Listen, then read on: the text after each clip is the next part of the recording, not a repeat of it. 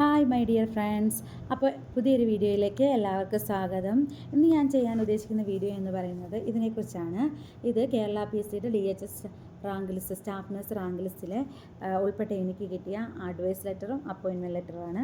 അപ്പോൾ എല്ലാവർക്കും ഉള്ളൊരു സംശയമാണ്, അഡ്വൈസ് ലെറ്റർ എന്ന് പറഞ്ഞാൽ എന്താണ്, അപ്പോയിൻമെൻറ്റ് ലെറ്റർ എന്ന് പറഞ്ഞാൽ എന്താണ്, അഡ്വൈസ് ലെറ്റർ വന്നതിന് ശേഷം എത്ര നാൾ കഴിഞ്ഞിട്ടാണ് അപ്പോയിൻമെൻറ്റ് ലെറ്റർ നമുക്ക് വരുന്നത്, അതിനുശേഷം എത്ര നാൾ കഴിഞ്ഞിട്ടാണ് നമ്മൾ ജോയിൻ ചെയ്യേണ്ടത് എന്നൊക്കെയുള്ള സംശയങ്ങൾക്ക് ഉത്തരവായിട്ടാണ് ഞാൻ ഇന്ന് വന്നിരിക്കുന്നത്. അപ്പോൾ വീഡിയോയിലേക്ക് പോകുന്നതിന് മുന്നേ എൻ്റെ ചാനൽ ആദ്യമായിട്ട് കാണുന്നവരുണ്ടെങ്കിൽ ഒന്ന് സബ്സ്ക്രൈബ് ചെയ്തേക്കുക. വീഡിയോയ്ക്ക് ശേഷം നിങ്ങൾക്ക് ഈ വീഡിയോ യൂസ്ഫുൾ ആണെന്ന് തോന്നുകയാണെങ്കിൽ എൻ്റെ വീഡിയോ ലൈക്ക് ചെയ്യുക, ഷെയർ ചെയ്യുക. വീഡിയോയിലേക്ക് പോകാം.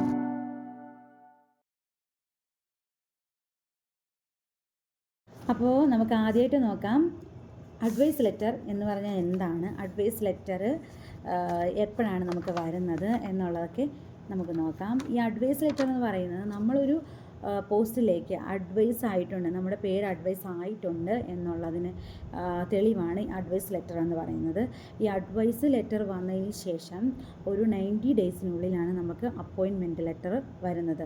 വിത്തിൻ 90 ഡേയ്സ് ആയിരിക്കും അപ്പോയിൻമെൻറ്റ് ലെറ്റർ വരാനുള്ള ആ ടൈം എന്ന് പറയുന്നത്. അപ്പോൾ അഡ്വൈസ് ലെറ്ററിനകത്ത് എന്തൊക്കെ ഡീറ്റെയിൽസ് ആണ് ഉണ്ടാകുന്നതെന്ന് നമുക്ക് നോക്കാം. ഇങ്ങനെ ഞാൻ വെച്ച് കഴിഞ്ഞാൽ നിങ്ങൾക്ക് എല്ലാവർക്കും കാണാൻ പറ്റത്തില്ല, അതുകൊണ്ട് ഇങ്ങനെ മിറർ തിരിഞ്ഞിരിക്കുന്നത് കൊണ്ട് നിങ്ങൾക്കത് വായിച്ചെടുക്കാൻ പറ്റത്തില്ല. അതുകൊണ്ട് ഞാൻ ഇവിടെ സ്ക്രീനിൽ ഇത് കാണിക്കുന്നതായിരിക്കും. അത് നോക്കി എല്ലാവരും ഒന്ന് ഡീറ്റെയിൽസ് നോക്കുക.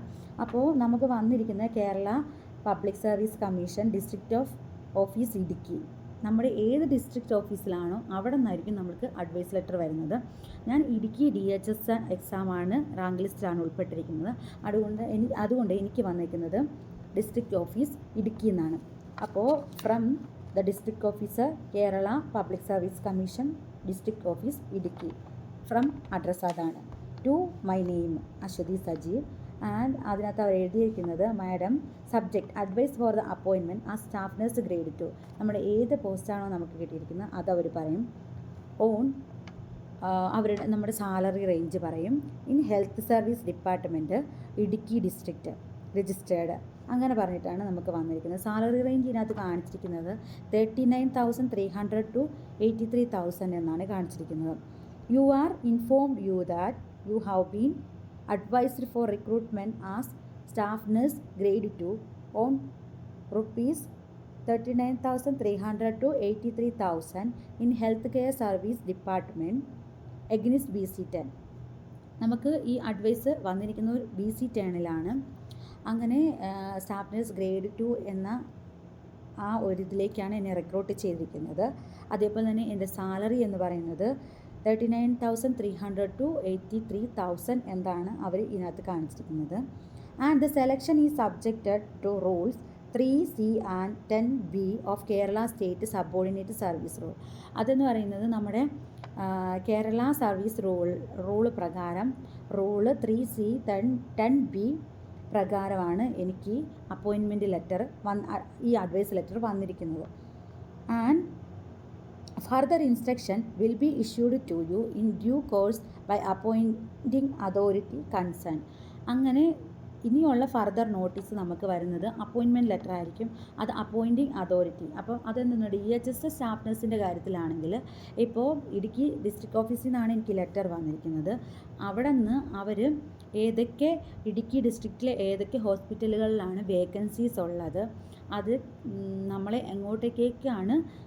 എങ്ങോട്ടാണ് റിക്രൂട്ട് ചെയ്തിരിക്കുന്നത് എന്നുള്ളതും നമ്മൾ എവിടെയാണ് ജോയിൻ ചെയ്യേണ്ടതെന്നുള്ളതും ഫർദർ നോട്ടീസായിട്ട് അവർ തരുമെന്നാണ് ഇതിനകത്ത് കാണിച്ചിരിക്കുന്നത്. Yours faithfully for district officer Kerala public service commission district office Idukki എന്നാണ് പറഞ്ഞിരിക്കുന്നത്. ഇതിനകത്ത് അവർ പ്രത്യേകം പറഞ്ഞിരിക്കുന്നത്, ഈ posting orders are not received from the appointing authority concerned within a period of 3 months from the date of this letter the fact may be intimated to this office എന്ന് പറഞ്ഞിട്ടുണ്ട്. അതെന്താണെന്ന് വെച്ചാൽ, നമ്മളിപ്പം ഈ അഡ്വൈസ് ഓർഡർ ഈ advise letter നമുക്ക് കിട്ടിയിട്ട് ഇന്ന് മുതൽ 3 months, അതായത് 90 ഡേയ്സിനുള്ളിൽ നമുക്കൊരു അപ്പോയിൻമെൻറ്റ് ലെറ്റർ വന്നില്ല എങ്കിൽ ഈ ലെറ്ററുമായിട്ട് നമ്മൾ ഇത് എവിടെ നിന്നാണോ വന്നത്, അതായത് ഡിസ്ട്രിക്റ്റ് ഹെൽത്ത് ഓഫീസ് ഇടുക്കി എന്നാണ് ഇത് വന്നിരിക്കുന്നത്, അവിടെ പോയി ഇത് നമ്മൾ റിപ്പോർട്ട് ചെയ്യണം. എന്നാണ് ഈ ലെറ്ററിൽ അവർ പറയുന്നത്. നോട്ട് ദ പോയിൻ്റായിട്ട് അവർ പറയുന്നത്. അത് ഇമ്പോർട്ടൻ്റ് ആയിട്ടുള്ളൊരു കാര്യമാണ് അവിടെ അവർ മെൻഷൻ ചെയ്തിരിക്കുന്നത്. അതേപോലെ തന്നെ you are directed to produce this advise memo before appointing authority at the time of joining duty and also at the time of service verification എന്ന് പറഞ്ഞിട്ടുണ്ട്. അതായത് നമ്മൾ ഈ ലെറ്റർ സൂക്ഷിച്ച് വെക്കണം. നമുക്ക് അപ്പോയിൻമെൻറ്റ് ലെറ്റർ വന്നതിന് ശേഷം നമ്മൾ ജോയിനിങ് ചെയ്യാൻ പോകുന്ന സമയത്ത് നമ്മൾ ഡിസ്ട്രിക്ട് ഹെൽത്ത് ഓഫീസ് ഇടുക്കിയിൽ ചെല്ലണം. അവിടെ നിന്നാണ് നമ്മൾക്ക് അപ്പോയിൻറ്റ് ചെയ്യാനുള്ള ഒരു ലെറ്റർ അവർ തരും. ആ ലെറ്റർ ഈ ഒരു അഡ്വൈസ് മെമ്മോയും നമുക്ക് കിട്ടുന്ന അപ്പോയിൻമെൻറ്റ് ലെറ്ററും കൂടെ നമ്മൾ അവിടെ കൊണ്ട് പ്രസൻറ്റ് ചെയ്താൽ മാത്രമേ ഉള്ളൂ നമുക്ക് ജോയിനിങ് ലെറ്റർ ആയിട്ട് അവർ തരത്തുള്ളൂ, ജോയിനിങ് ചെയ്യാനായിട്ടുള്ള ഒരു ലെറ്റർ തരത്തുള്ളൂ എന്നിവിടെ പ്രത്യേകം അവർ പറഞ്ഞിട്ടുണ്ട്. അതേപോലെ തന്നെ അവർ സർവീസ് വെരിഫിക്കേഷൻ ആ ഡിസ്ട്രിക്റ്റ് ഓഫീസിൽ ചെല്ലുമ്പോൾ അവർ നമ്മുടെ എല്ലാ സർട്ടിഫിക്കറ്റുകളും വെരിഫൈ ചെയ്യും. ആ വെരിഫൈ ചെയ്യുന്ന സമയത്ത് നമ്മൾ ഈ അഡ്വൈസ് ലെറ്ററും അപ്പോയിൻമെൻറ്റ് ലെറ്ററും അതിൻ്റെ കൂട്ടത്തിൽ പ്രസൻറ്റ് ചെയ്യണം. എങ്കിൽ മാത്രമേ ഉള്ളൂ നമുക്ക് ജോയിൻ ചെയ്യാനുള്ള ലെറ്റർ അവർ അവിടെ നിന്ന് പ്രൊവൈഡ് ചെയ്യത്തുള്ളൂ എന്നവിടെ പ്രത്യേകം എഴുതിയിട്ടുണ്ട്. ദിസ് ഡോക്യുമെൻറ്റ് അഡ്വൈസ് ID, ഇതിനകത്ത് അഡ്വൈസ് ID കിടപ്പുണ്ട്. ഈ advice ID is available in digi locker.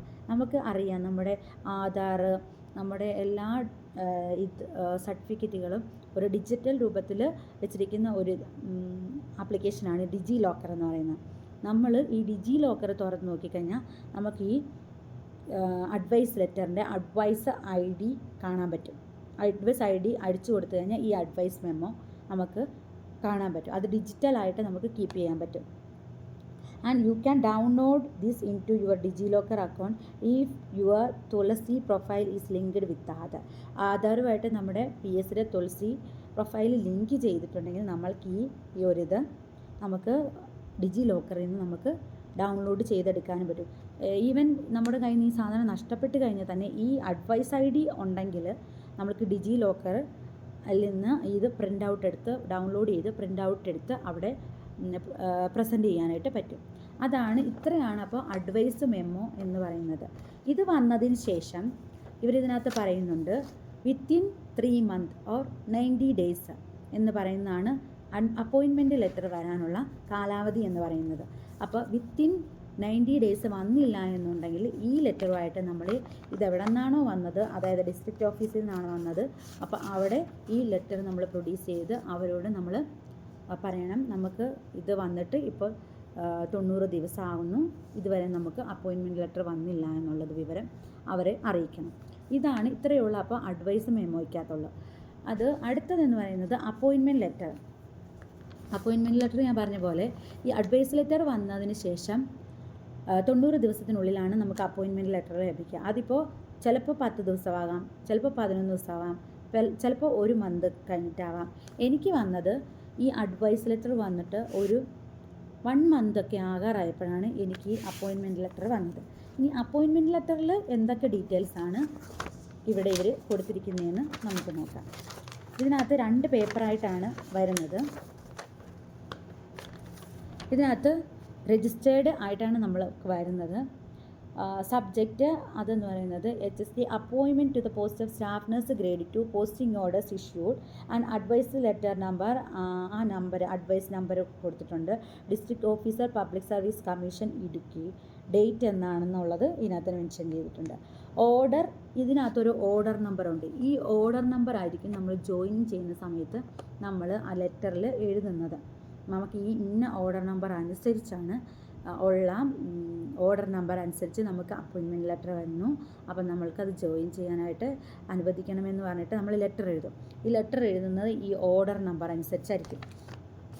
അതിനകത്ത് പറയുന്നത് the following candidate advised by the district officer Kerala public service commission Idukki as per references cited above is the provisionally appointed as staff nurse grade 2 on 39,300 to 83,000 under clause of sub rule A of rule 9 read with rule 10B of general rules of KS and SSR.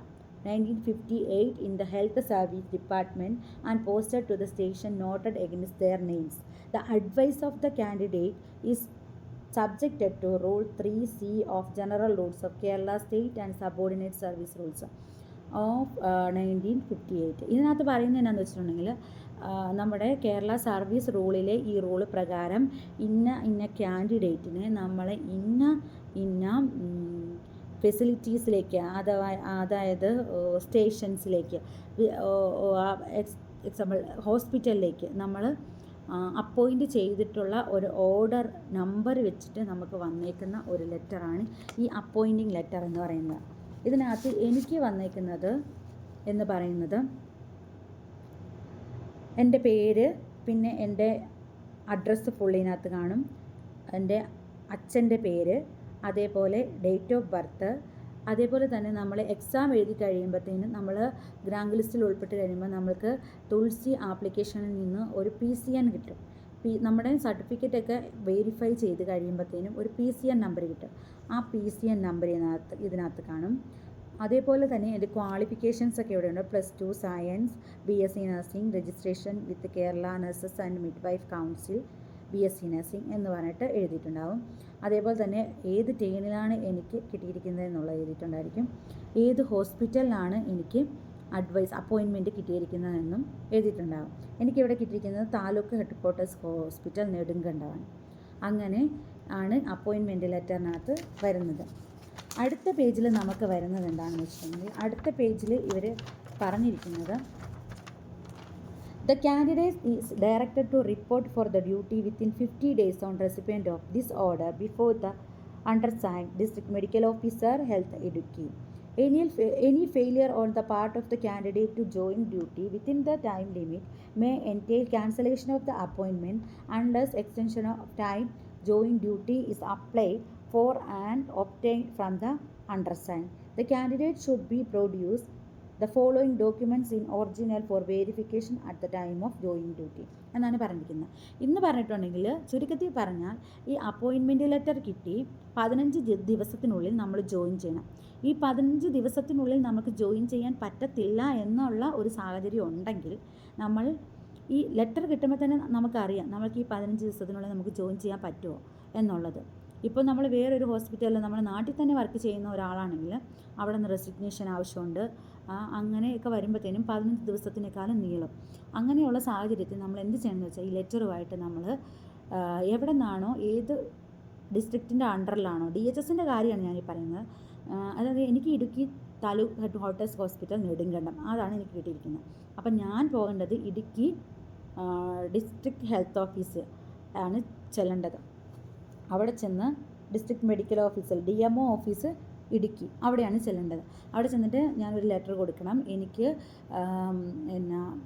ഇതായിട്ട് കുറച്ചുകൂടെ extension വേണം, എനിക്ക് ഇത്ര ദിവസത്തിനുള്ളിൽ. Maximum നമുക്ക് ചെയ്യാവുന്നത് 45 ഡേയ്സാണ്. ഈ 45 ഡേയ്സിനുള്ളിൽ നമ്മൾ വന്ന് ജോയിൻ ചെയ്യണം. അതർവൈസ് നമ്മളിപ്പോൾ ലെറ്റർ കൊടുത്തില്ല എന്നുണ്ടെങ്കിൽ നമുക്ക് 15 ഡേയ്സിനുള്ളിൽ നമ്മൾ ജോയിൻ ചെയ്യണം. ഇല്ല എങ്കിൽ നമ്മുടെ ഈ അപ്പോയിൻമെൻറ്റ് ക്യാൻസലായിപ്പോകും. നമുക്ക് എക്സ്റ്റൻഷൻ വേണമെന്നുണ്ടെങ്കിൽ നമുക്ക് 45 ഡേയ്സ് വരെ അലൗഡാണ്. നമുക്ക് വേറെ ഒന്നും പ്രൊഡ്യൂസ് ചെയ്യാതെ നമുക്ക് അലൗഡാണ് 45 ഡേയ്സ് വരെ. ഇല്ല എങ്കിൽ വിദേശത്ത് ജോലി ചെയ്യുന്ന ഒരാളാണെന്നുണ്ടെങ്കിൽ പെട്ടെന്ന് വന്ന് ജോയിൻ ചെയ്യാനൊന്നും പറ്റത്തില്ലാത്ത സാഹചര്യമായിരിക്കും. അപ്പോൾ നമ്മൾ ആ വിദേശത്ത് ഇപ്പോൾ നമ്മൾ ജോലിയിലാണ് എന്നുള്ള സർട്ടിഫിക്കറ്റുകളും ഒക്കെ ഹാജരാക്കി 90 ഡേയ്സ് വരെ നമുക്കത് എക്സ്റ്റെൻഡ് ചെയ്തെടുക്കാനായിട്ട് സാധിക്കുമെന്നാണ് എൻ്റെ അറിവിലുള്ളത്. അപ്പോൾ ഈ 15 ദിവസത്തിനുള്ളിൽ നമ്മൾ യാതൊരുവിധ എക്സ്റ്റൻഷനുള്ള കാര്യങ്ങളും കൊടുത്തിട്ടില്ല എങ്കിൽ നമ്മൾക്ക് ഈ 15 ദിവസത്തിനുള്ളിൽ തന്നെ നമ്മൾ ജോയിൻ ചെയ്യണം. അല്ല എന്നുണ്ടെങ്കിൽ നമ്മുടെ ഇത് അവർ ക്യാൻസലാക്കി കളയും. അങ്ങനെ അപ്പോയിൻമെൻറ്റ് നമുക്ക് ക്യാൻസലാകും. അടുത്ത ക്യാൻഡിഡേറ്റിന് നമുക്ക് അവസരം കിട്ടും. അതാണ് ഇവിടെ സംഭവിക്കുന്നത്. അതേപോലെ ഇത് അപ്പോയിൻമെൻറ്റ് ചെയ്യുന്ന സമയത്ത് നമ്മൾ DMO ഓഫീസിൽ നമ്മൾ കുറച്ച് സർട്ടിഫിക്കറ്റുകൾ ഒക്കെ ഹാജരാക്കണം. അത് എന്തൊക്കെയാണ് കൊണ്ടുവരേണ്ടത് എന്നാണ് ഇതിനകത്ത് പറഞ്ഞിരിക്കുന്നത്. Certificate in proof of date of birth, qualification, community in case of candidate those communities noted, and creamy layer certificate, physical fitness certificate obtained from the medical officer not below the rank of civil surgeon in government service with thumb impression with photograph duly attested, and enclosed attestation from duly filled up and signed. എന്ന് പറഞ്ഞിട്ടുണ്ടെങ്കിൽ നമ്മൾ certificate, നമ്മുടെ എല്ലാ സർട്ടിഫിക്കറ്റുകളും, നമ്മുടെ 10th certificate, +2 certificate, nursing council registration, nursing degree certificate, അതേപോലെ തന്നെ നമ്മൾക്ക് ഡേറ്റ് ഓഫ് ബർത്ത് തെളിയിക്കുന്ന സർട്ടിഫിക്കറ്റ്, അതിപ്പോൾ 10th സർട്ടിഫിക്കറ്റ് ആയാലും മതി.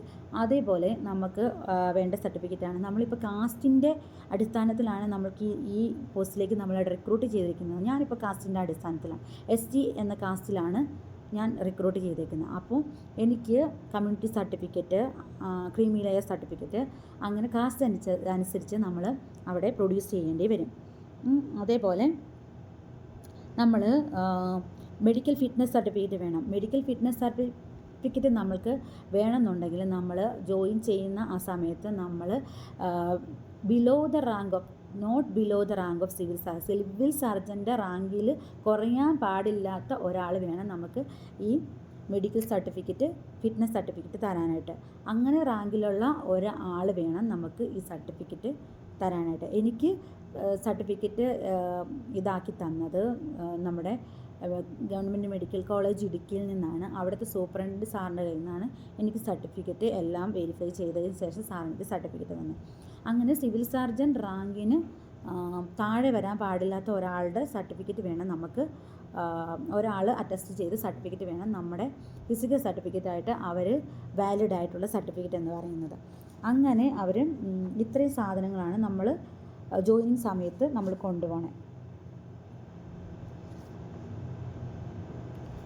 പിന്നെ appointment is purely temporary and the candidate is eligible appointment in regular service only if the character and candidate antecedents found satisfactory on subsequent police verification, and head of the office will obtain the enclosed attestation from duly filled and signed by the candidate and forward to same to the officer for further action. The head of the office should also verify the documents and see that the particular furnished by the candidate is correct. If any discrepancy is noted, the candidate should not be allowed to join the duty and fact should be reported to this office without fail എന്ന് പറഞ്ഞിട്ടുണ്ട്. ഇതിനകത്ത് പറയുന്നത് എന്താണെന്ന് വെച്ചിട്ടുണ്ടെങ്കിൽ, നമ്മൾക്ക് ഇത്രയും സർട്ടിഫിക്കറ്റുകൾ verify ചെയ്താൽ മാത്രമേ നമ്മൾക്ക് നമ്മുടെ ജോയിനിങ് ഇത് കംപ്ലീറ്റ് ആകത്തില്ല. അതുകൂടാതെ നമ്മളിപ്പോൾ ജോയിൻ ചെയ്യുന്നത് ഒരു ടെമ്പററി ബേസിലേക്കായിരിക്കും ജോയിൻ ചെയ്യുന്നത്. ജോയിൻ ചെയ്തതിന് ശേഷം നമ്മൾക്ക് അവിടെ നിന്നൊരു പോലീസ് വെരിഫിക്കേഷൻ സർട്ടിഫിക്കറ്റ് അവർ അടുത്തുള്ള പോലീസ് ഇതിലേക്ക് അയക്കും. അവിടെ നിന്ന് നമുക്ക് വെരിഫിക്കേഷൻ കഴിഞ്ഞതിന് ശേഷം നമ്മളൊരു ക്രിമിനൽ ആക്റ്റിൽ ക്രിമിനൽ ഇതിലും പെട്ടിട്ടില്ല എന്നുള്ളത് ബോധ്യമായതിന് ശേഷം മാത്രമേ ഉള്ളൂ നമ്മൾക്ക്. അതേപോലെ തന്നെ നമ്മുടെ സർട്ടിഫിക്കറ്റ് എല്ലാം ജെന്യുവിൻ ആണെന്ന് മനസ്സിലാക്കി കഴിഞ്ഞെങ്കിൽ മാത്രമേ ഉള്ളൂ നമ്മൾക്ക് അവിടെ പെർമനൻ്റ് ആയിട്ടുള്ള ജോബായി എന്നുള്ളത് നമുക്ക് പറയാൻ പറ്റത്തുള്ളൂ. അതേപോലെ തന്നെ നമ്മൾ ഇതിൽ എന്തെങ്കിലും ഇതിനകത്ത് നമ്മുടെ സർട്ടിഫിക്കറ്റിൽ എന്തെങ്കിലും ക്ലാരിഫിക്കേഷൻസോ കാര്യങ്ങളോ ഉണ്ടെന്നുണ്ടെങ്കിൽ അത് നമ്മൾ ഇന്ന ടൈം പീരീഡിനുള്ളിൽ നമ്മളത് ക്ലിയർ ചെയ്ത് അവർക്ക് കൊടുക്കുകയും വേണം. അങ്ങനെയാണ് നമ്മുടെ ജോയിനിങ് ലെറ്റർ എന്ന് പറയുന്നത്. The identification certificate should be kept password in the service book of the candidate and turn of the advice under the candidate is recruited should be recorded in the service book when it's open. Necessary entities on the service particulars of the candidate should be made in the cadre register also എന്ന് പറയുന്നത്, നമ്മളിപ്പം joining ആയതിന് ശേഷം നമ്മൾ police വെരിഫിക്കേഷനും clear ചെയ്തതിന് ശേഷം നമ്മൾ service ബുക്കിൽ നമ്മുടെ പേര് രജിസ്റ്റർ ചെയ്യുന്നു. സർവീസ് ബുക്കിൽ നമ്മുടെ എല്ലാ ഡീറ്റെയിൽസും അവർ എവിടെയാണോ നമ്മൾക്ക് അപ്പോയിൻ്റ് ആയിട്ടുള്ളത് അവിടുത്തെ ഓഫീസിലെ ക്ലർക്കുമാരായിരിക്കും നമുക്കിത് ചെയ്തു തരുന്നത് എന്ന് പറയുന്നത്. അപ്പോൾ ഇത്രയാണ് നമ്മൾ പറയുന്നത്, ഇത്രയുമാണ് നമ്മുടെ അഡ്വൈസ് ലെറ്റർ, അപ്പോയിൻമെൻറ്റ് ലെറ്ററിൽ വരുന്നത്. അപ്പോൾ എല്ലാവർക്കും ഇത് ക്ലിയർ ആയെന്നാണ് ഞാൻ വിചാരിക്കുന്നത്. ആർക്കെങ്കിലും എന്തെങ്കിലും ഡൗട്ട്സ് ഉണ്ടെങ്കിൽ കമൻസിൽ വന്നിട്ട് കമൻറ്റ് ചെയ്യാം. അപ്പോൾ എനിക്കറിയാവുന്ന കാര്യങ്ങളാണെങ്കിൽ ഞാൻ പറഞ്ഞു തരാം. ഇത് എൻ്റെ അപ്പോയിൻമെൻറ്റ് ലെറ്ററും അഡ്വൈസ് ലെറ്ററും വെച്ചിട്ടാണ് ഞാനിപ്പോൾ നിങ്ങൾക്ക് പറഞ്ഞു തന്നത്. അപ്പോൾ എന്തെങ്കിലും ഡൗട്ട് ഉണ്ടെങ്കിൽ എല്ലാവർക്കും ചോദിക്കാവുന്നതാണ്. അതേപോലെ തന്നെ യൂസ്ഫുൾ ആയിട്ട് ഉള്ള വീഡിയോ ആണെന്ന് നിങ്ങൾ വിചാരിക്കുന്നുണ്ടെങ്കിൽ ഈ വീഡിയോ ഒന്ന് ലൈക്ക് ചെയ്യുക. ഇനിയും സബ്സ്ക്രൈബ് ചെയ്തിട്ടില്ലാത്തവർ എൻ്റെ ചാനലൊന്ന് സബ്സ്ക്രൈബ് ചെയ്ത് എന്നെ സപ്പോർട്ട് ചെയ്യുക. അപ്പോൾ അടുത്തൊരു വീഡിയോ ആയിട്ട് നമുക്ക് വീണ്ടും കാണാം. അടുത്ത വീഡിയോയിൽ ഞാൻ പറയാൻ പോകുന്നത് ഇനി ഉള്ള അപ്പോയിൻമെൻറ്റ് കുറിച്ചുള്ള പ്രൊസീജിയേഴ്സാണ്. നമ്മൾ എവിടെയൊക്കെ പോകണം, എന്തൊക്കെ ലെറ്റേഴ്സ് കൊടുക്കണം, എന്തൊക്കെ ചെയ്യണം എന്നുള്ള കാര്യങ്ങളെക്കുറിച്ചാണ് അടുത്ത വീഡിയോ ആയിട്ട് വീണ്ടും കാണാം. അതുവരേക്കും താങ്ക് യു. Bye bye.